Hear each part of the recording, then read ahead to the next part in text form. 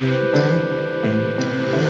partir de agora você acompanha Privatizar faz mal ao Brasil, um programa de política e formação sindical. Memória, geopolítica, cultura, esporte e sindicalização, o petróleo tem que ser nosso são alguns dos temas que iremos abordar. Olá, ouvintes, Rosa Maria Corrêa falando, jornalista aqui do Sindipetra RJ. Hoje nós estamos começando aqui mais um Privatizar faz mal ao Brasil, o 8º programa dessa rodada. A gente está recebendo aqui hoje, com muito prazer, aqui na nossa mesa, o Carlos Vasconcelos. Ele é diretor de comunicação do Sindicato dos Médicos do Rio de Janeiro, médico de família e comunidades. Olá, Carlos, tudo bem contigo? Olá, boa noite, Rosa. Boa noite aos ouvintes.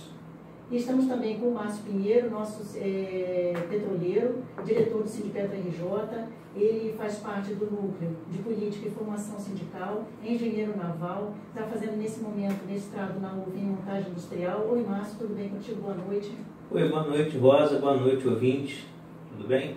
Estamos também aqui com muita honra recebendo a Luísio Júnior. Ele é funcionário da Casa da Moeda, técnico operacional e está presidente do Sindicato Nacional de Moedeiros, os nossos queridos moedeiros da Casa da Moeda do Brasil. Olá, Luísio, boa noite para você. Boa noite, Rosa, boa noite, ouvintes, boa noite, Carlos, boa noite, Márcio. Boa noite. É um prazer estar aqui no programa. Então, eu quero começar aqui o programa, vou passar a mediação para o diretor Márcio Pinheiro, e eu queria já começar, queria que o Carlos falasse de como é que está essa movimentação, Carlos, com relação a essa questão da nossa defesa do SUS para todos, e principalmente dos ataques que a categoria tem recebido, né, os servidores da saúde pública têm sofrido aqui no município do Rio de Janeiro. Então, eu vou começar fazendo um panorama mais geral do Brasil, né, para chegar na situação aqui do Rio. A gente está hoje, no governo Bolsonaro, vivenciando um desmonte do Sistema Único de Saúde, né? E esse desmonte, ele tem se aguçado agora, principalmente na área da saúde da família, da atenção básica, que é o que atinge a maior parte da população, né? O Programa de Saúde da Família ele foi implantado em 1994, ele atinge a mais de 120 milhões de brasileiros, né? E o governo federal, agora em novembro, editou uma portaria mudando a forma de financiamento da atenção básica. E aí esse financiamento, eu quero dizer que é o recurso que o governo federal passa para os estados e municípios para poder fazer as clínicas da família, as unidades básicas de saúde funcionarem. Nesse novo modelo, a gente passa de uma situação em que cada cidadão, o município era remunerado com determinado recurso para poder fazer a saúde acontecer, e agora não. Agora o Ministério da Saúde está exigindo que os municípios cadastrem de novo as pessoas e só vai repassar o valor pelas pessoas cadastradas. O que isso implica? Implica que, justamente nas áreas de maior dificuldade de acesso, como nas periferias das grandes cidades, nas áreas mais isoladas, nas áreas quilombolas, de indígenas, a gente vai ter certamente mais dificuldade de cadastramento, identificação e menos recurso, né? Ou seja, a gente vai ter um SUS que é universal, mas que vai deixar de ser remunerado para todos. A gente também tem outros ataques, né? Ataques no sentido de privatizar serviços. A gente tem, não há um incentivo a que estados, municípios e o próprio governo promovam concursos públicos para a contratação de profissionais. Estão sendo gastos vultosos recursos no financiamento de unidades privadas, de universidades privadas. Ontem mesmo foi aprovado na Câmara que as universidades e as faculdades de medicina privadas possam fazer o revalida e não mais ser uma prerrogativa do Ministério da Educação. Enfim, a gente está sofrendo uma série de ataques. E aqui no Rio de Janeiro, a gente tem uma situação que é agravada pelas questões particulares que nós vemos enfrentando junto ao governo Crivella, que é o prefeito do município, né? Por quê? O Rio de Janeiro, que hoje tem 6 milhões e 700 mil habitantes, ele é um dos municípios que já teve a maior cobertura de atendimento à população na saúde da família, chegou a 70%. Pois bem, com a política de privatização da saúde, a implantação das organizações sociais, que iniciou no governo do então prefeito Eduardo Paz, do PMDB, e que o governo Crivella deu continuidade, a gente tem os trabalhadores precarizados, assediados, a saúde fica mais cara e, para piorar, o governo Crivella, cada vez ele reduz os recursos do município investidos em saúde. Com isso, nesse mês de outubro e novembro, nós chegamos a uma situação em que 22 mil trabalhadores ficaram sem salários, estão até hoje, 28 de novembro, sem os salários de outubro, né, pessoas que inclusive recebem salários perto do salário mínimo. A rede de atenção primária praticamente paralisada, com os trabalhadores em greve, com hospitais funcionando inclusive sem alimentação para os funcionários, maternidades funcionando sem equipamentos, sem medicamentos mínimos necessários. E isso tudo é um círculo vicioso. Por quê? A gente defende o SUS é sucateado justamente por quem deveria defendê-lo, que é o governo, né? E isso cada vez aumenta o descrédito que a população tem em relação à saúde pública. E aí o que nós trabalhadores temos feito? Não só nós, Sindicato dos Médicos, mas na área da saúde a gente conseguiu, nessa luta contra a privatização, fazer uma articulação que eu julgo bastante interessante, que foi a seguinte: nós criamos um fórum intersindical, com todas as categorias da área médica que são organizadas em sindicatos, da área médica não, da área da saúde, e até mesmo as categorias que não tinham sindicatos organizaram seus coletivos. Então nós temos hoje médicos, técnicos de enfermagem, enfermeiros, musicoterapeutas, psicólogos, profissionais de saúde bucal, terapeutas ocupacionais, fisioterapeutas, nutricionistas, profissionais de nível médio que atuam na saúde, agentes comunitários de saúde. Todos os profissionais representados por seus coletivos e sindicatos encaminharam processos de reivindicação juntos. Fizemos ao longo desta semana mais de 40 mobilizações de rua com a participação de usuários, inclusive com parada de trânsito, com o movimento atraindo a mídia oficial e a mídia não oficial. E esse movimento, que inclusive ele já vem acontecendo há algum tempo, ele fez com que tanto o governo emparedado quanto o próprio Poder Judiciário se mobilizassem e há 2 dias nós conseguimos um arresto de 325 milhões do orçamento do município do Rio de Janeiro para pagar os salários de outubro, que já venceram há mais de um mês, e de novembro, que vencem até 5 de dezembro. Isso a gente entende que não é uma conquista, porque na verdade o que a gente está conseguindo é nada mais que o nosso direito mais mínimo, que é o salário. Conquista é a gente sim ter conseguido se organizar. Isso é um exemplo que eu acho importante a gente estar veiculando aqui na rádio, para que os trabalhadores de todas as categorias, não só da saúde, vejam que ainda podemos nos mobilizar e nos organizar. E principalmente que essa organização é uma organização que deve ir junto com os movimentos sociais, deve ir junto com todas as categorias, porque todos os trabalhadores, eles estão da mesma forma proletarizados, precarizados, sendo assediados, inclusive, com ameaças. E aí, na hora em que a gente tem os ataques, se a gente não se junta, a gente não consegue sucesso. Então esse é o cenário que nós temos hoje, de prosseguir na luta, de ampliar essa luta em nível nacional para que a gente consiga barreirar as mudanças que o governo federal quer fazer, priorizando os planos de saúde e as operadoras privadas, né? E com isso a gente precisa da mobilização junto ao Congresso Nacional, ao Senado e à Câmara, também no campo judiciário, também junto aos secretários estaduais e municipais de saúde, que cada cidadão em seu município pode estar agindo e pressionando para que os recursos da saúde sejam investidos minimamente na saúde. Os municípios eles devem, no mínimo, investir 15%, os estados 12%, e isso às vezes não é cumprido. E para que a gente possa ter uma saúde que de fato atenda a população. A saúde não é feita para ser tratada dentro de consultórios e para ser feita com base no setor privado. A gente defende uma saúde estatal porque está na Constituição. Saúde é um direito de todos e é dever do Estado. Passar agora a bola para primeiro os nossos convidados, né? Por último, falar um anfitrião aqui. Passar a bola aqui Aloysio, desculpe, Aloysio, eu fugi o nome aqui. Vamos lá. Mais uma vez, agora boa noite, né? Ouvindo o Carlos falando, Carlos, há muita coisa em comum, né? Eu acho desmonte do Estado brasileiro virou uma política de governo, né? Seja na saúde, quando eles criam lá a PEC lá, eles criaram lá no 95, né? Emenda 95, que ela acaba congelando os gastos por 20 anos e o reflexo desse congelamento você acabou de reproduzir na condição da saúde, do tratamento das pessoas que estão lá na ponta.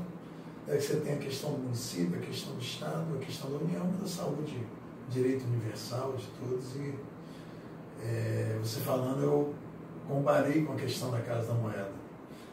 A questão da Casa da Moeda é simples, é o Estado que está desmontando uma empresa para justificar a sua privatização. A Casa da Moeda ela tem a sua origem para servir o público, para servir a população.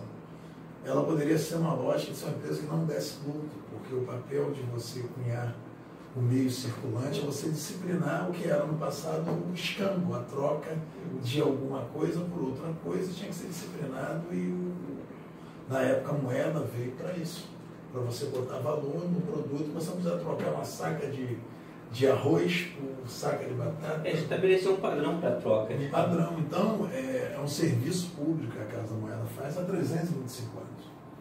Ao longo do tempo, ela deixou de ser uma empresa pública, de serviços públicos, passou a ser uma empresa seletista, a partir da lei, para poder fazer outro serviço, mas sempre na lógica de servir a população. E a Casa Moeda, ela passa a virar autossuficiente em produção de cédulas no ano de 1970 e pouco, década de 70, e você começa a dar independência nossa soberania monetária, que você até antes disso, você tinha as empresas americanas, empresas de outros países, se não me engano, Alemanha, Inglaterra, que já serviu o Brasil. Então o Brasil ficou independente na produção do seu meio circulante. E a partir daí começa uma bela história da Casa da Moeda, né? Ela está lá aqui no Rio de Janeiro, né? Aqui do Campo de Santana, ali do lado, da Casa da Moeda. Ela, depois, por questão de segurança, ela foi para Santa Cruz também, no município do Rio de Janeiro, já ali na divisa com Itaguaí. Tem um distrito industrial extraordinário, onde ela produz cédulas, moeda, tem uma parque de gráfica geral. Ela faz, agora ela também é responsável pela produção, agora quando fala algumas décadas, produção de passaporte. Sim. A Casa da Moeda também é responsável pelo selo postal do correio. Sim. E também é responsável pelo selo rastreários, que é o contrato que tem com a Receita Federal. Então o selo do cigarro, da bebida, eles são feitos pela Casa da Moeda. Além de 2008 para cá, se eu posso dizer, 2009, ela começou a produzir os selos rastreáveis, né, que é o selo digital, que era colocado na linha de produção dos envasadores de bebida. Né? E isso foi um marco, a Casa da Moeda, esse tipo de controle que é a Receita Federal, porque o Brasil, pra você ter uma ideia, falar do último, voltar para cédulas e moeda, com uma história extraordinária. Só para você ter uma ideia, o Brasil era o 7º país do mundo na produção de bebida, chamada bebida fria, bebida em lata. Porque como era feito? Era tributada a partir da autodeclaração dos envasadores. Então as pessoas diziam aquilo que estava produzindo. Quando passou a ter um controle rastreável instalado na linha de produção dos envasadores, ou seja, ao final do dia de produção você sabia quantos milhões de unidades eram produzidas e, por consequência, quanto tinha que se pagar de imposto. O Brasil, sem produzir uma lata a mais de bebida fria, de 7º virou 3º, quando passou a ter controle. E houve várias matérias falando que com isso a Receita passou a arrecadar muito mais, e isso impulsionou a arrecadação do Estado, como também impulsionou o faturamento da Casa da Moeda. Por que eu estou falando isso? Porque a Casa da Moeda poderia não dar lucro.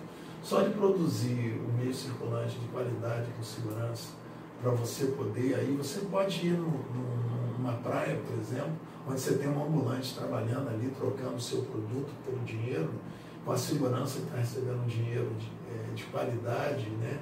O índice de falsificação no Brasil em relação ao mundo é pequeno. E você tem também o cara lá que tem sua vida estabelecida, né, economicamente, mas que tem segurança do seu dinheiro, que tem também da produção do dinheiro no país. Então é uma situação que o país se sente seguro com a produção do seu meio circulante. Nós tivemos um investimento, nós tivemos um desafio muito grande quando foi o lançamento do Real, 1994. Não se acreditava que a Casa da Moeda fosse capaz de produzir todo o meio circulante que foi colocado em circulação do real, que é chamada a primeira família do real. A Casa da Moeda trabalhou 365 dias, 24 horas por dia, e tinha uma possibilidade, o medo dela não alcançar a meta de produção, de fazer um contrato, parte desse valor, comprar no mercado internacional. Mas nem foi preciso. Eu vou comprando, mas os trabalhadores da Casa da Moeda conseguiram dar conta desse desafio.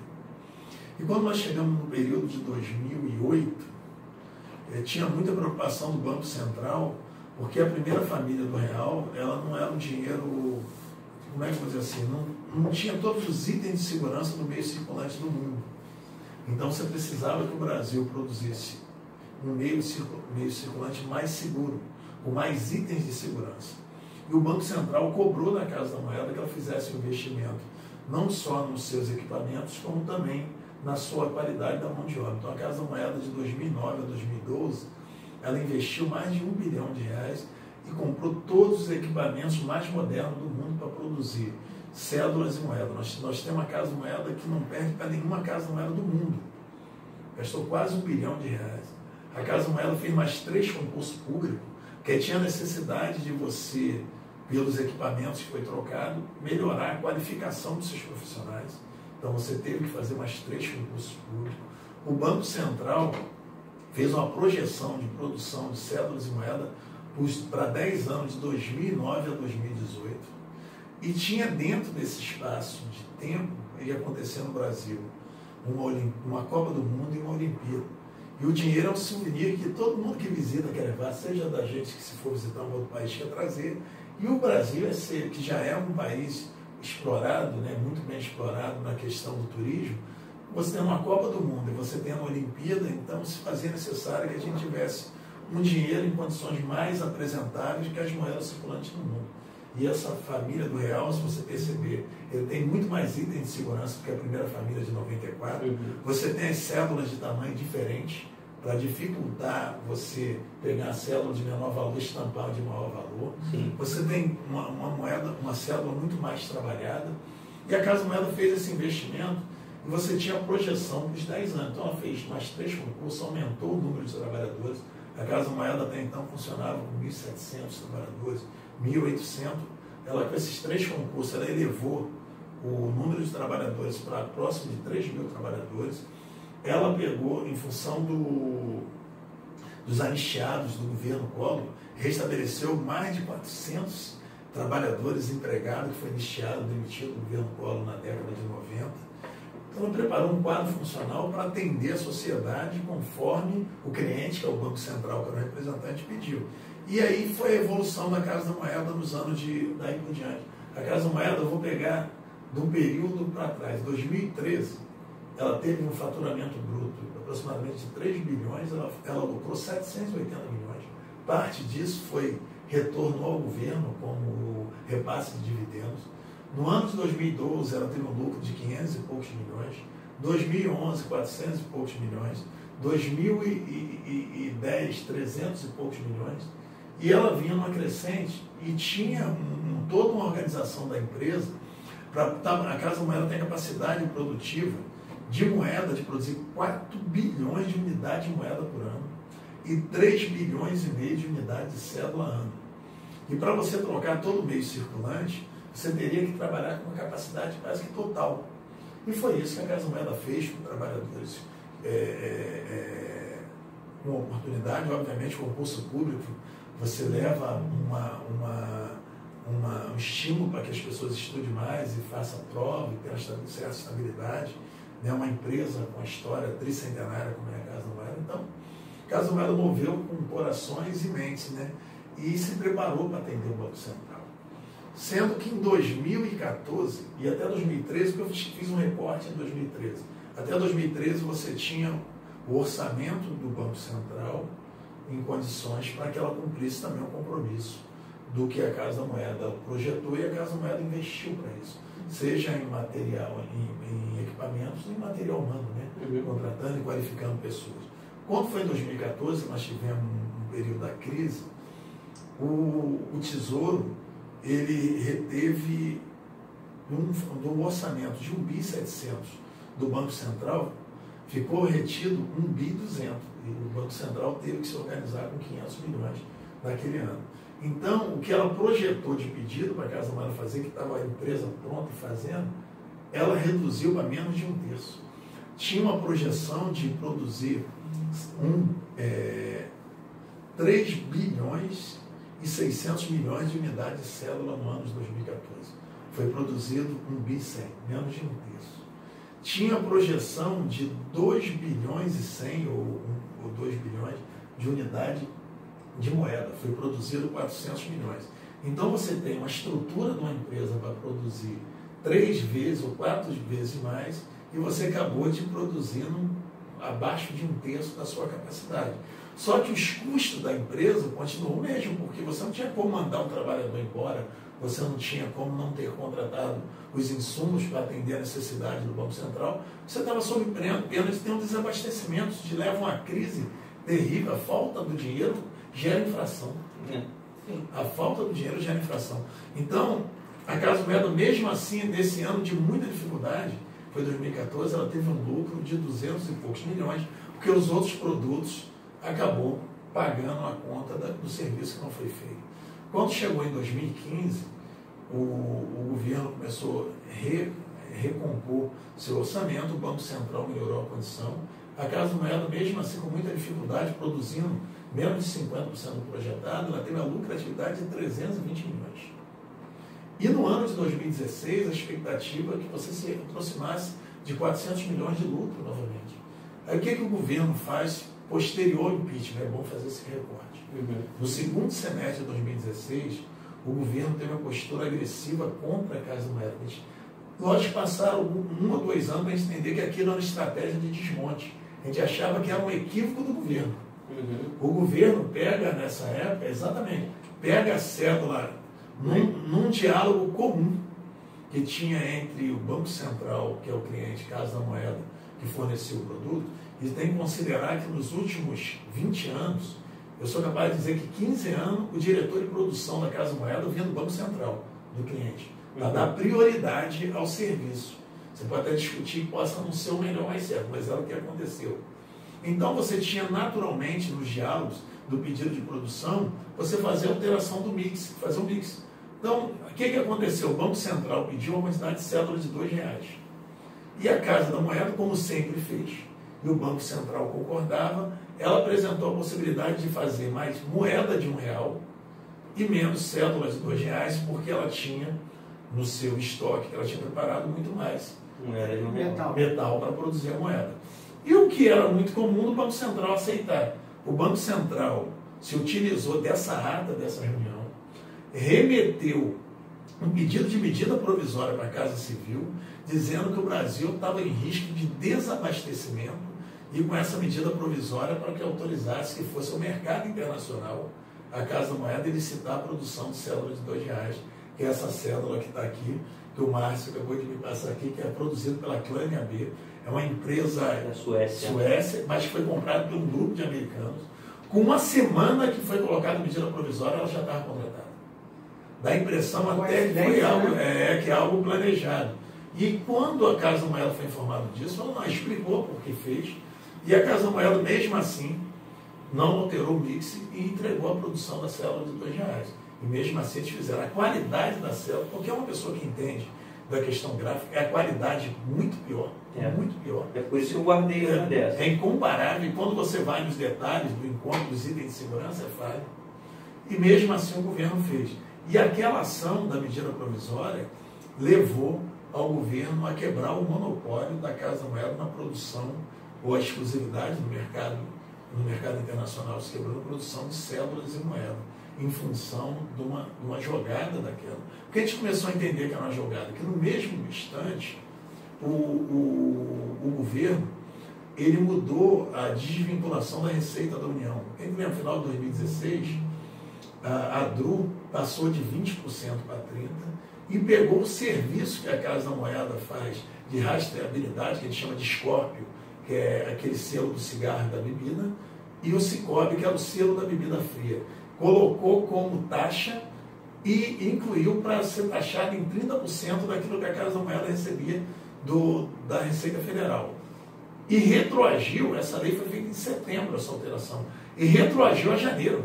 Nesse mesmo período, o governo reteve 534 milhões de faturamento da Casa da Moeda. Para quebrar. Para quebrar. E mesmo assim, a Casa da Moeda teve um lucro, retendo 534 milhões, teve um lucro de 60 milhões. Lógico que você mudou toda a realidade da empresa. Nesse mesmo ano de 2016, em dezembro de 2016, o governo federal descontinuou o serviço do Sicob, que é selo de controle de bebidas, que o Brasil era o 7º colocado na produção de bebida no mundo. Quando passou a ter o controle nos envasadores, virou o 3º. O governo, em dezembro, ele descontinuou esse serviço. Esse serviço, já que cédulas e moeda tinha reduzido o pedido de produção, representava 60% do faturamento da Casa da Moeda. Tirou 1,4 bi do faturamento do ano 2017, que foi o primeiro ano que a Casa da Moeda deu prejuízo nas suas contas, porque ela não tinha como desmobilizar a estrutura e o governo foi lá e arrancou o dinheiro da Casa da Moeda. Uma coisa assim tão agressiva que falou, não é possível, isso aí não tem condição de você manter. E a Casa da Moeda teve seu primeiro prejuízo fabricado pelo governo. Primeiro, porque tirou 30% da receita de alguns serviços. Segundo, que tirou 1,460% do faturamento da empresa. E a empresa tinha que manter a estrutura e você tinha que fazer a migração para você viver essa nova realidade. Talvez com 10 anos a gente não teria condição de se organizar para isso.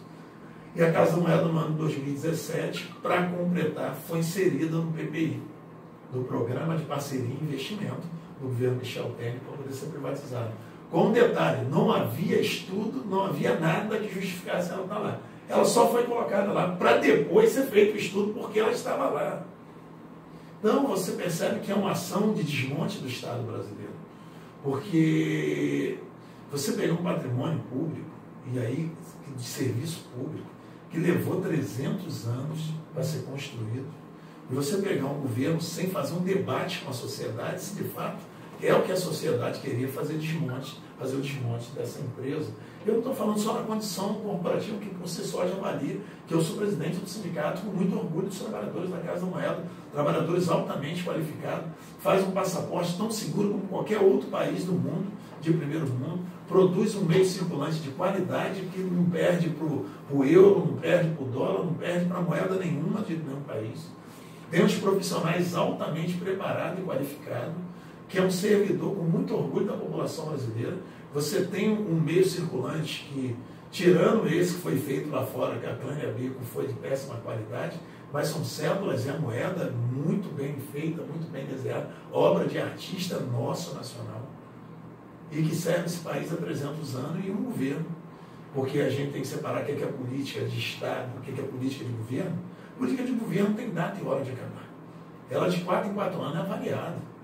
Mas a política do Estado, não, a política deve ser permanente. E para você fazer uma ruptura dessa, você tem que ter uma participação na sociedade. Você não pode fazer isso no governo, daqui a 4 anos troca, e você desfazer isso é um dano muito grande para a sociedade.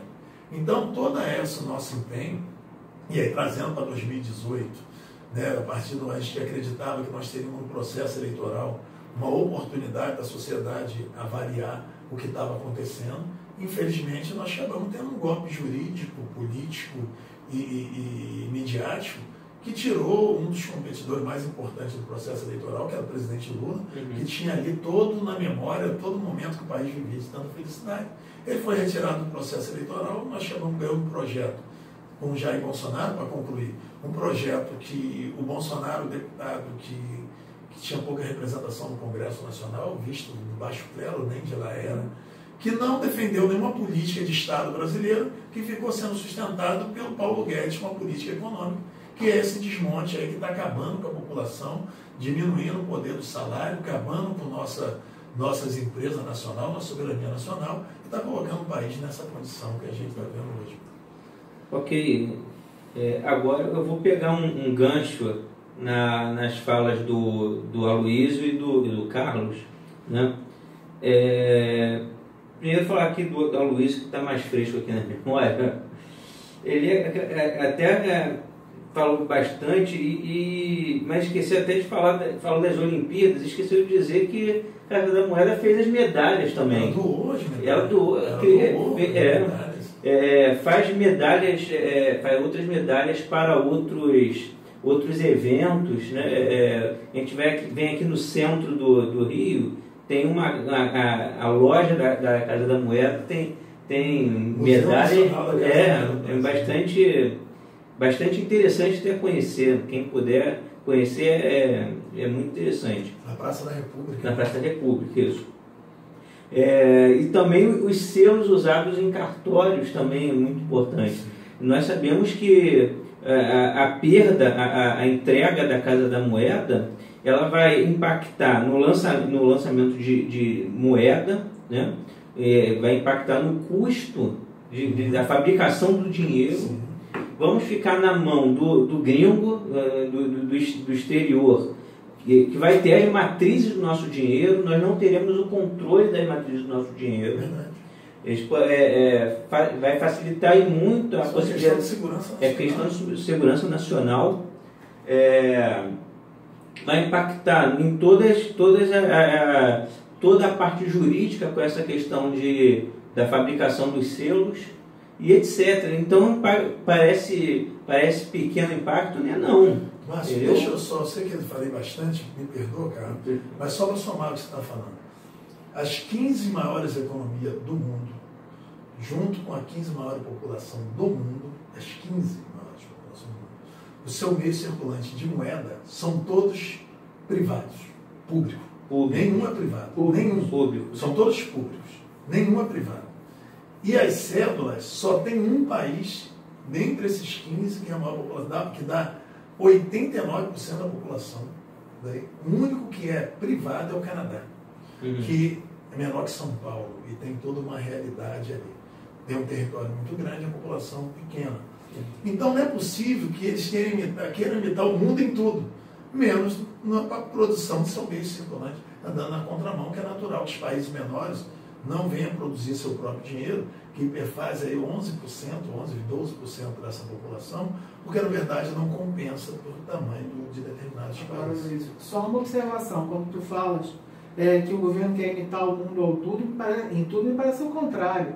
Na verdade, o governo é um governo que é obscurantista, ele nega a ciência, ele nega a tecnologia, né? E na questão da moeda, a gente corre o risco, inclusive, de ter um processo que já foi visto em países aqui próximos, como o Equador e a própria Argentina, de dolarização da economia. Ou seja, você chega em Buenos Aires hoje, você com dólar, você faz o negócio, você compra as coisas, e o peso ele foi extremamente desvalorizado por conta das políticas de desmonte do Estado argentino. O mesmo aconteceu no Equador. Então, a gente já está com uma sinalização do Ministério da Economia. Então, na verdade, o que a gente tem por trás disso é um processo de dolarização onde a gente pode ter o risco de passar a ter que comprar as coisas em dólar aqui dentro. A gente corre o risco dos preços que já estão sendo cada vez mais alinhados aos mercados internacionais. E aí é o que a gente está vendo hoje. A gente está vendo hoje o quê? A gente está vendo o dólar a quase R$4,50, a gente está vendo a carne vermelha a R$40, porque ela está seguindo o mercado internacional. A gente está vendo o poder de compra do brasileiro esfacelado. Vou chegar lá. Né? Porque hoje nós não temos no Brasil um salário mínimo. Eu estava vendo, por exemplo, em Portugal, hoje se discute um salário mínimo que é um dos poucos da Europa que tem aumentado, de €700, que dá mais ou menos R$3.500. Né? Aqui a gente tem um salário mínimo de R$1.000, que não vai ter aumento para o ano que vem, né? que dá €200. É menos de um terço do que ganha um português. Há 30 anos atrás, 40 anos atrás, Portugal era um país mais pobre que o Brasil. Né? E hoje não. Hoje Portugal se desenvolveu com base em governos populares, em governos democráticos, e a gente está cada vez retrocedendo mais. Inclusive, eu quero colocar uma coisa, a gente está falando aqui à noite, a gente tem sobre nossas costas a MP 905, que tirou, por exemplo, a questão de quem se acidentar indo para o trabalho ter direito a ser um acidente de trabalho, um acidente de trajeto. Então, ouvinte, se você amanhã for pegar o seu ônibus, o seu trem, ou a mototáxi para ir para o trabalho, se você tiver um acidente, o próprio presidente já falou, vai para o SUS. E ele não fala que esse mesmo SUS é o que está sendo sucateado, que está perdendo recursos e tudo mais. E você, meu amigo, se vira, porque você vai ficar pelo SUS apenas, sem nenhum tipo de garantia de estabilidade ou de apoio. Não vai ter, quando voltar no emprego, provavelmente, depois de uma licença, a perspectiva, inclusive, de ser demitido. E mesmo essa licença, o governo está tentando privatizar o trabalho do INSS de liberação dos auxílios doença e acompanhamento. Passar isso do INSS para empresas privadas que vão lucrar fazendo as perícias, certamente lucrar mais, se não licenciar trabalhador, porque o interesse é favorecer as empresas. Então, é um processo de desorganização do Estado, de desorganização da vida cotidiana do cidadão, que só não vê, Aloysio, quem é cego. Tá? Porque, efetivamente, em que a vida melhorou? E aí eu estou falando, não é para pobre, não é para classe média, não é para rico. Para ninguém a vida melhorou nesse ano. Né? O rico que ia para Miami, lá, levar os filhos na Disney, hoje ele está pensando 2 vezes e vai ter que se contentar com uma fotinha da Estátua de Liberdade lá daquela companhia de empresa, porque hoje ele não consegue ir para Nova York não, porque o dólar está 5 euros. O pobre hoje, R$5. O pobre hoje, se você botar a conta de luz a mais de R$100, se você botar o gás, que está quase R$100 no botijão, se você botar o transporte, que cada vez é mais caro, aqui no Rio é R$4,05 a passagem mais barata, que dá R$250 por mês, o salário mínimo não sobra nem R$300. Temos mais de 70% da população vivendo com menos de R$400 por dia. Isso é vida? Isso não é vida. Então, assim, a gente está chegando aqui aos finais do programa, né? A gente está chegando finalmente aqui, terminando o programa. Eu queria que o Márcio desse um quadro, Márcio, de todo esse quadro de privatização, que a gente sabe que a empresa Petrobras tem sofrido, não é de agora, ela tem em curso essa privatização, e essa análise bate muito com o que, né, os moedeiros aqui apresentaram, que é toda essa questão planejada, né, arquitetada, que vem destruindo a Casa da Moeda. Isso também ocorreu com a Petrobras, tem ocorrido com a Petrobras. Eu queria fazer um registro aqui, apesar da gente já estar inclusive estourando o tempo, da venda da BR, né, que é o fato mais marcante e recente que a gente tem, que é um braço, né, a vitrine da Petrobras, que foi vendida, uma empresa que fechou 2018 com 3 bilhões e 200 milhões de lucro, né, que levava, a única empresa que aceitou e que levou, né, a distribuição de combustíveis para todos os cantos do país. Nenhuma outra empresa aceitou fazer isso, onde você chega em qualquer interior brasileiro, interiorzão mesmo, né, o pessoal até costuma chamar de rincão, e foi privatizada. Simples. Exatamente. Simples. Então, assim, queria que o Márcio agora falasse, Márcio, sobre toda essa questão referente à questão da Petrobras, e aí, inclusive, né, acho bastante curioso a gente estar aqui na mesa hoje com esses 2 setores, principalmente com a saúde, que a gente sempre fala dessa questão da verba da saúde e da educação. Cadê ela, Márcio? Sim. É o seguinte, ó, só completar aqui o que o Carlos falou, rapidinho. O Paulo Guedes, ele participou da implementação do modelo neoliberal no Chile, tá? E a parte de saúde do Chile hoje é o seguinte: você ficou doente, você não tem dinheiro para pagar o remédio, você não tem dinheiro para pagar o plano de saúde que cobre aquela doença que você pegou, você morre, porque ninguém vai pagar nada, não tem um seguro de saúde público, não tem nada. Se você não conseguir pagar, você está condenado à morte. E é assim que está fazendo aqui. Não vai fazer não, está fazendo, né? A questão das privatizações da Petrobras, eu vou ampliar um pouquinho o que a Rosa falou, que foi a venda da BR Distribuidora, a venda da Liquigás na semana passada e o arrendamento das Fafens, né? Primeiro, a BR Distribuidora, a distribuição dos combustíveis destilados, que já passaram pela destilação do petróleo, que tem um valor muito maior do que o petróleo cru, é o caixa da companhia. Então,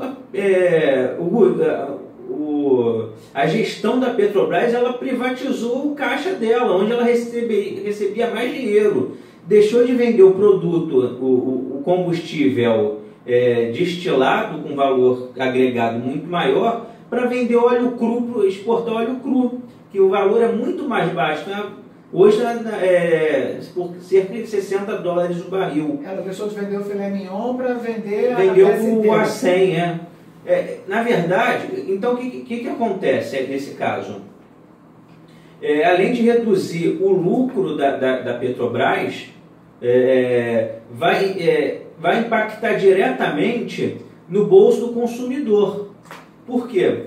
Porque o livre mercado, a teoria diz que ele gera a livre concorrência, mas a prática nos mostra que ele gera livre cartelização, não só pela união, pelo acordo das empresas, como a própria globalização, aquisições e fusões. Então o monopólio deixa de ser estatal para ser um monopólio privado. E o que o cartel e o monopólio privado faz? Bota o preço, o valor que ele quer. A realidade é essa.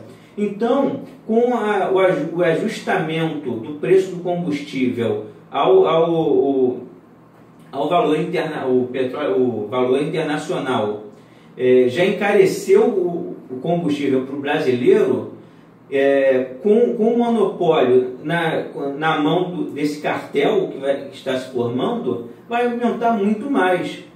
Então, se alguém acreditou que a concorrência ia reduzir o valor do combustível, o preço do combustível, se alguém imaginou que tinha que privatizar mesmo, porque aí ia reduzir o preço, vai ver agora, está subindo o preço da gasolina, está subindo mais. Justamente a questão do botijão de gás, né? Eu vou chegar na Liquigás. É importante falar também, então vou deixar com o Márcio. Então, passei aqui da BR Distribuidora a falar aqui da Liquigás. A Liquigás também ela não era monopolista, mas ela controlava o preço do gás vendido, né?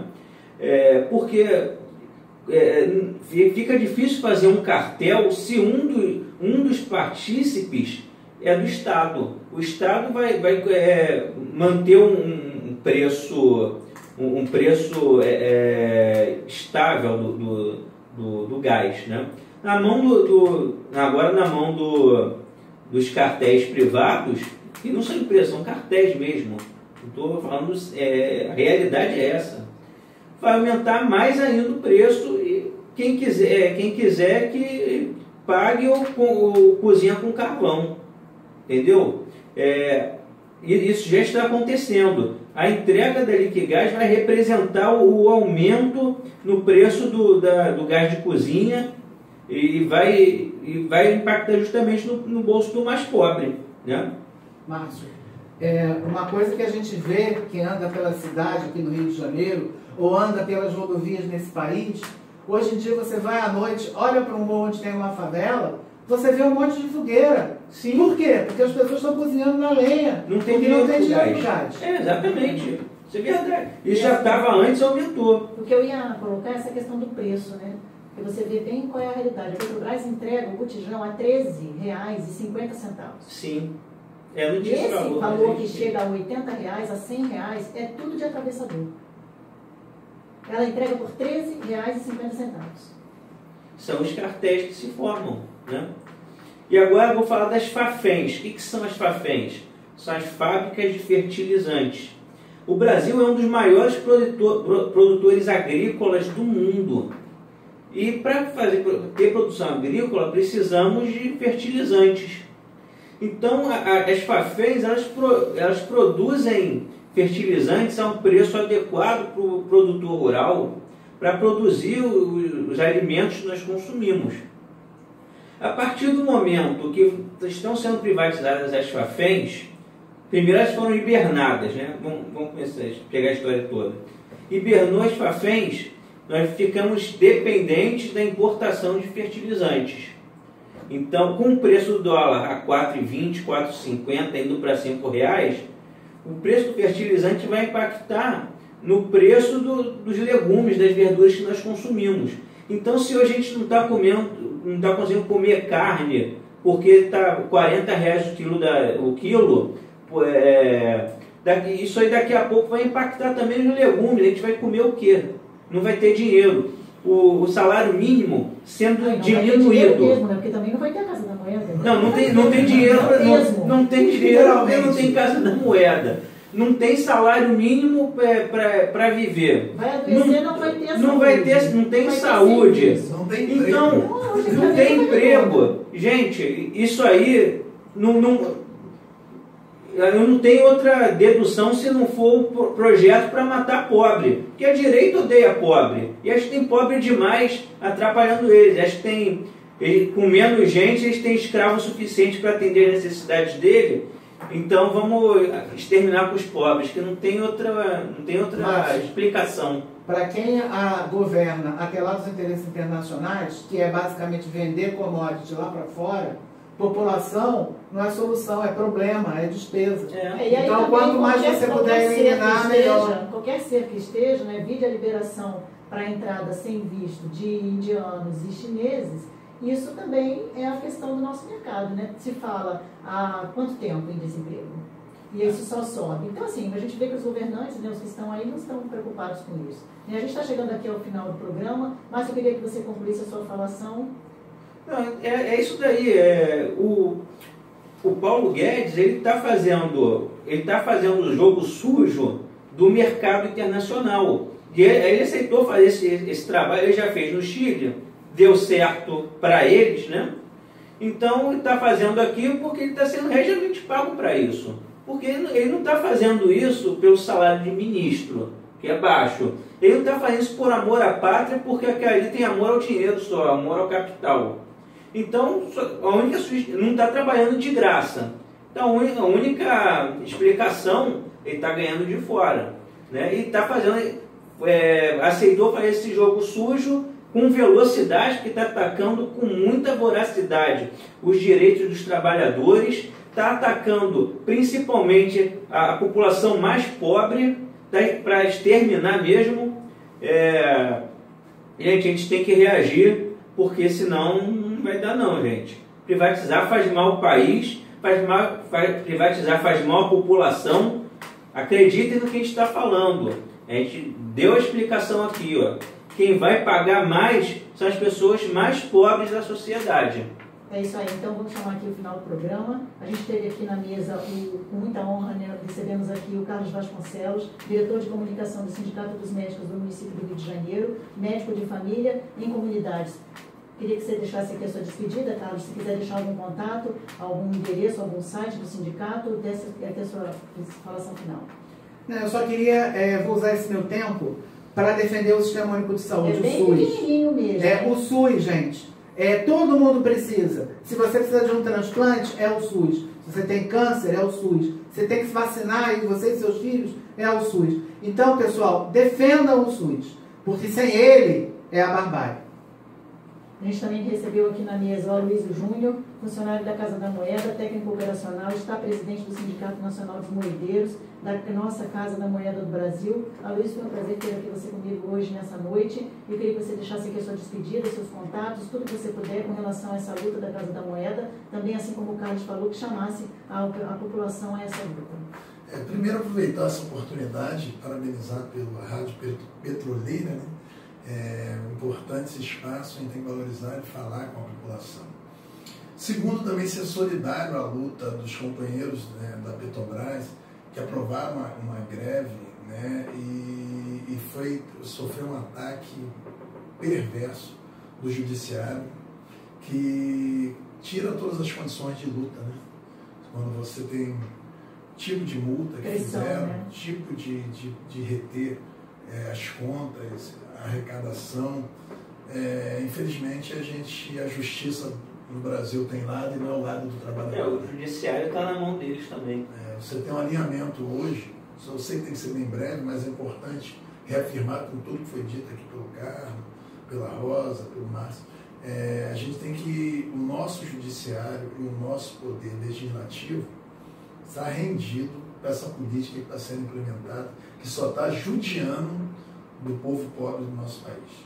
Nós temos um problema seríssimo, estamos falando aqui, a questão do preço do botijão de gás de cozinha. Você tem o preço da carne subindo de maneira avassaladora. Você tem o desemprego nas alturas. Você tem o salário mínimo desvalorizado, sem recuperar seu poder de compra. Você tem um grupo de desalentado num país muito grande que não procura mais emprego, não acredita em nada. E você tem informalidade altamente crescente no país. Então, isso vai explodir em algum momento.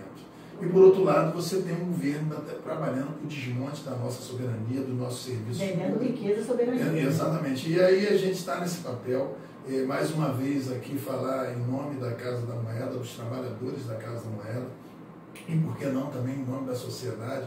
A Casa da Moeda, como a Petrobras, como o SUS, como o Eletrobras, são patrimônio da população brasileira. São servidores públicos que não deve ter nada mais importante na vida humana do que servir o cidadão. Então, o papel de servidor público tem que ser valorizado e respeitado. Não tem que ser tratado da forma que o governo que está aí vem tratando, e a gente tem que repudiar sempre que puder esse tipo de tratamento. E, mais uma vez, aí, agradecer a oportunidade, dizer que sempre é uma satisfação poder contar um pouco da história da Casa Moeda e ouvir um pouco também das histórias de outras empresas, ou como é o caso do nosso SUS, não seria diferente se fosse a questão da educação, que a gente tem que defender, que são patrimônio da população brasileira. É isso, eu aproveito e já convido os ouvintes que quiserem participar aqui do programa, estiverem interessados, mandar um e-mail, radiopetroleira@gmail.com. Eu vou me despedir agora de vocês. Foi um prazer estar com vocês aqui em mais esse Privatizar Faz Mal ao Brasil. Eu espero vocês aí nas reprises às 10 da manhã e às 15 da tarde, no sábado e no domingo. E todos os programas aqui, às quintas, a gente tem um programa novo a partir das 8 da noite.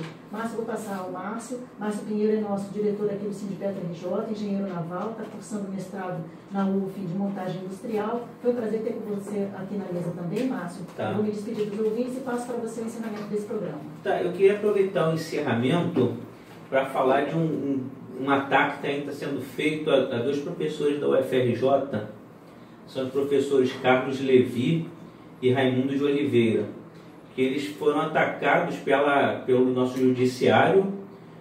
São pessoas muito honestas, pessoas que eu os conheço pessoalmente, e que fizeram, tudo que fizeram foi em prol da universidade, não embolsaram um centavo sequer do que eles estão sendo acusados, e foram acusados e julgados culpados em primeira instância por ter desviado verba da União, sendo que eles não desviaram absolutamente nada.